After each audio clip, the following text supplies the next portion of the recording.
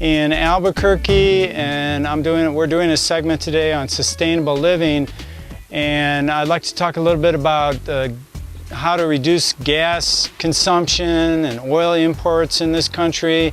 And one way, of course, is to grow your own food, because then you're not using gas when you go to the supermarket. The growers aren't using gas to get the food to the supermarket, and if everybody participated in this, it would save a lot of gas. So now we're going to go next door to this house, and we're going to look at the difference and what one house has done in terms of growing their own food. Thank you.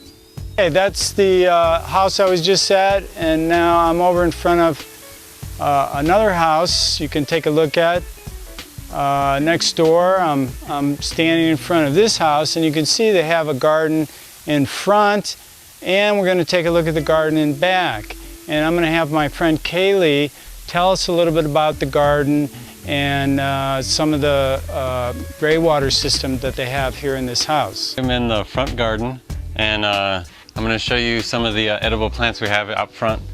Let's see, we've got some green amaranth, and also we've got some red amaranth growing, and those are pretty edible and good. And we've got a lot of sunflowers, and those will produce seed later on in the season. And over here, let me show you a few of the other edibles we have out front. We have more of the red amaranth. You'll be seeing that later on. And here's one of the bigger sunflowers we have. And these are collard greens. Collard greens are really delicious. These leaves can get pretty big, but I don't want to eat the red amaranth. Here are cabbages, and I'm pretty sure this is dill or something. It's got to be, right? Yeah. So now you're looking at a typical backyard in Albuquerque that's rather barren and not full of life.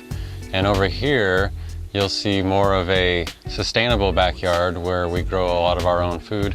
You'll see more of the amaranth back here, and you'll also find a lot of lamb's quarters as well growing back here. Okay, here's some corn we have growing in a bed that we've made out of cob, which is a mud and straw combination. And this is one of the systems in the house that's fed by the gray water, which comes from the sink and the shower. Okay, here we have some tomatoes growing in a shaded area, and here we have more edible food growing with a drip water system set up. Here we have another one of the areas that's fed by gray water, and in the back we've got colitas or lamb's quarters, and of course more red amaranth, as you always see. And then more in the front here we've got some beets growing, and we've got beans and sunflowers and other medicinal herbs. We've also got some tomatoes growing in the far back. Here's some scraps from the kitchen that we feed to our chickens, and they turn it into compost for us and produce eggs that we can harvest.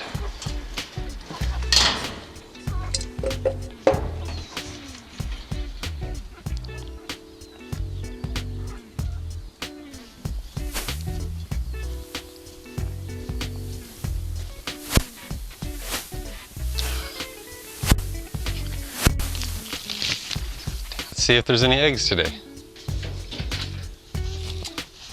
I've got one egg. Right here we have a gray water catchment pond that catches the gray water from the sinks and shower, and it has a pump that we can plug in, and it will pump the gray water into the main garden area. So since we use our driveway to grow corn, we instead of riding a car, we use our bicycles to get around town.